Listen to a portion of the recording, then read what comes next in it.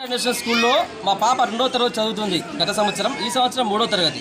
గత సంవత్సరానికి ఈ సంవత్సరానికి ఒకేసారి 20,000 ఫీజు పెంచారు. ఇదేంటి అని అడిగితే మేము ఇలాగే పెంచుతాము, మీ ఫీ కట్టాల్సిందే, కట్టకపోతే మీ పాపను టీసీ తీసుకొని వెళ్ళండి అని చెప్తున్నారు ఈ మేనేజ్మెంట్. ఇంతకైనా అన్యాయం ఎక్కడైనా ఉంటుందా అండి? ఇంత అక్రమాలు ఉంటాయండి? మీరు ఫీ పెంచండి, 5% పెంచండి, మేము కడతాము.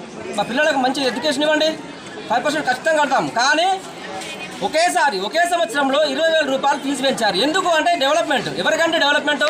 ఎవరు చేస్తున్నారు డెవలప్మెంట్? మాకు చేస్తున్నారా డెవలప్మెంట్? మీ స్కూల్కి చేసుకోండి డెవలప్మెంట్.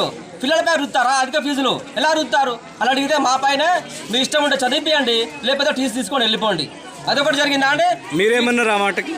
మేమేమన్నామంటే మేము టీసీ తీసుకుంటాం. ఎలా తీసుకుంటాము? ఎందుకు తీసుకుంటామండి? మీరు టీసీ తీసుకోమంటే మేము తీసుకోవాలి, చదివియాలి, వెళ్ళిపోవాలా అంటే మీరు చెప్తే మేము తినాలా?